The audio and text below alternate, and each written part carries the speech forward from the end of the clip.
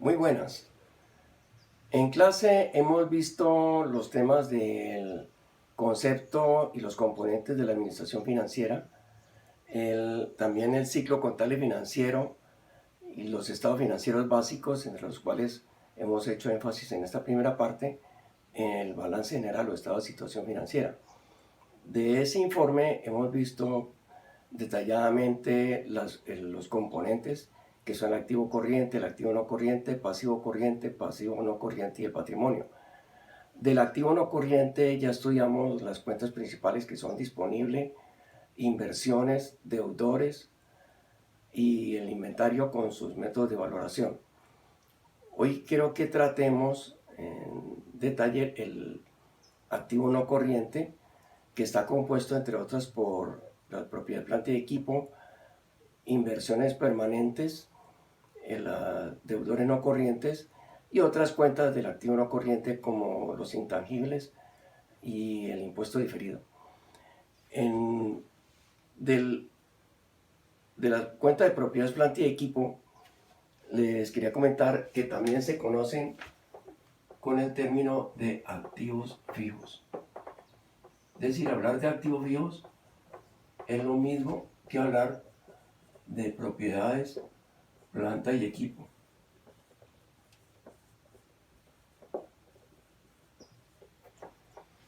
Esta cuenta nos representa todos los bienes que la empresa ha adquirido con el propósito de funcionar y operar en razón de su objeto social. Está compuesta pues por las instalaciones, los equipos, los vehículos y los demás bienes que se adquieren con ese propósito y que son de una duración mayor a un año. El costo de estos activos está dado por el valor de adquisición más todos los desembolsos adicionales que hay que hacer para ponerlo en funcionamiento. A partir del momento en que está disponible para su uso, entonces comienza a tomarse su vida útil, que es el tiempo durante el cual la empresa va a registrar el deterioro o desgaste de esos activos en razón del uso, en razón de que se vuelven obsoletos. La norma tributaria establece unos términos para la vida útil, pues para ese reconocimiento, por cuanto la depreciación, que es un desgaste, se reconoce tributariamente como un gasto, es decir, afecta, disminuye las utilidades gravables. Yo les envío a ustedes un documento previamente que se llama depreciación. En él aparecen los años de vida útil para los diferentes tipos de activos y por supuesto el porcentaje de depreciación anual que reconoce la DIAN para efectos del tratamiento tributario. Ese documento es el primero que yo les envié en la serie de documentos que ustedes tienen allí previstos. Nosotros podemos representar entonces gráficamente el efecto de los distintos métodos de depreciación y para eso es que quería hacer esta presentación. Supongamos que un activo cualquiera, hablemos del caso del equipo de computación que tiene 5 años de vida útil y por supuesto la depreciación es del 20%. Si fuéramos a representar gráficamente el deterioro de ese equipo, tendríamos, si aquí está la depreciación y aquí los años de vida útil, supongamos 1, 2, 3, 4 y de ahí en adelante. Entonces, mediante uno de los métodos, en el tiempo 1, 2, 3, 4 y los demás años de vida útil, y si en este eje representamos la depreciación anual, mediante un método tendríamos que el monto de la depreciación del primer año es igual al segundo, igual al tercero, puesto que cada año vamos nosotros a aplicar, según esa tabla, el mismo valor de depreciación durante el tiempo. Entonces, si unimos nosotros esos puntos, nos da una línea recta. Por esa razón, este método se llama el método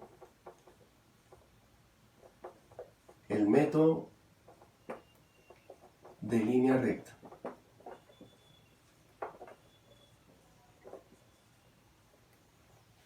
Sin embargo, el Estado nos permite reconocer que en los primeros años de vida útil del activo se utiliza mucho más que en los años subsiguientes, porque en los primeros años no hay que dedicarle tanto tiempo a las reparaciones. Entonces nos permite utilizar otro método que en el tiempo, aquí medimos los años, supongamos los 4 primeros años, 1, 2, 3, 4 y de ahí en adelante.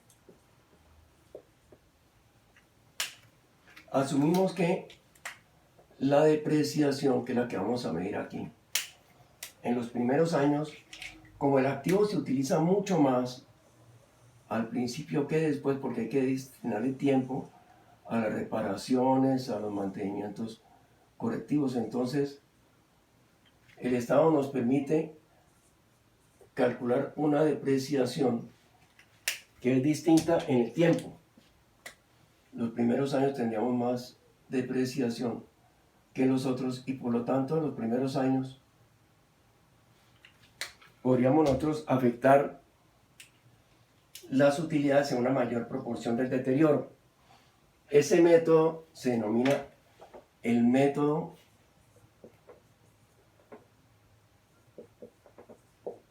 de reducción de saldos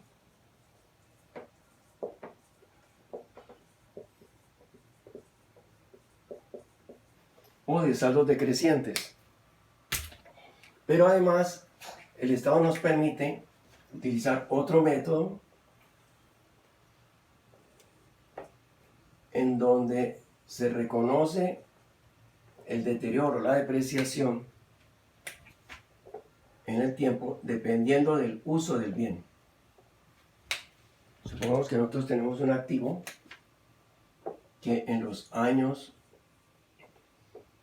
de vida calculamos una depreciación según el uso de la capacidad del activo. Entonces es probable que el primer año lo utilicemos mucho más, es decir, aprovechamos mucho más de la capacidad que tiene el activo, que en el segundo año utilicemos menos el activo porque nos tocó hacer una reparación extraordinaria, que en el tercer año volvemos a utilizarlo mucho porque ya está otra vez en muy buen estado, que en el cuarto año ya conseguimos otro activo que lo reemplaza parcialmente en su uso. Entonces tendríamos diferentes métodos, diferentes montos de depreciación dependiendo del uso que se le dé a ese activo. Este método entonces nos permite calcular el deterioro o depreciación del activo, ese desgaste, según el aprovechamiento que nosotros hagamos de la capacidad de trabajo que tiene ese activo. Ese método de depreciación se conoce como el método de unidades de operación.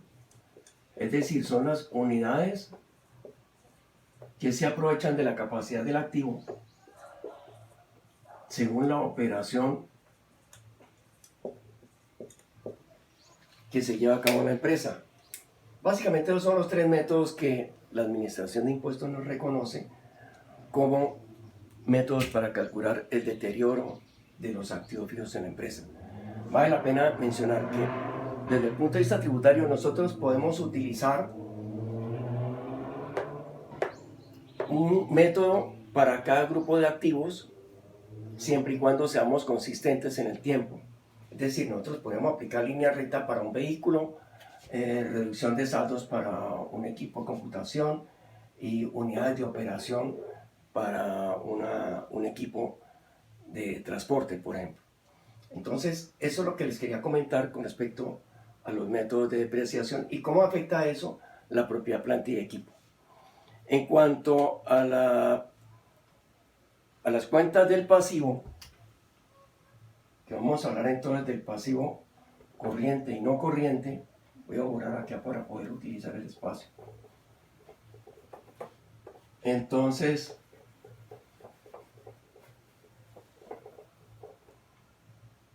el pasivo está, hemos dicho, que nos lo representa. Bueno, el tablerito no me está funcionando. Voy a utilizar entonces el otro lado. El pasivo representa las deudas que tiene la empresa. Pero entonces hay pasivos de corto plazo o de largo plazo, dependiendo del plazo que nosotros, del momento en el cual tengamos que hacer el desembolso para pagar la deuda. Entonces, supongamos que nosotros hemos adquirido un préstamo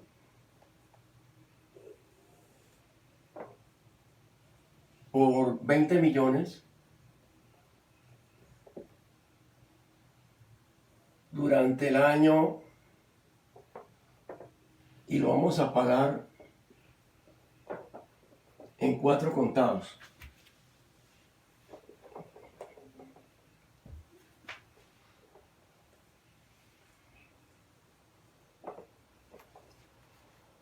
Entonces estamos en el año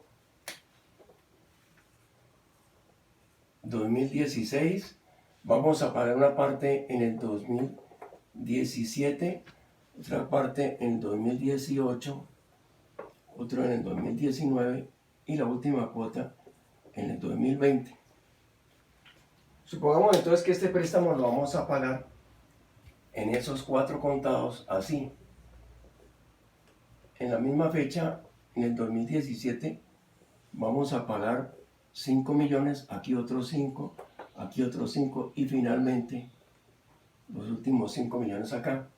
Entonces aquí teníamos 5 millones, otros 5, 5 y aquí vamos a pagar la última cuota. Entonces, ¿qué ocurre si nosotros al 31 de diciembre del año 2016 vamos a hacer un balance?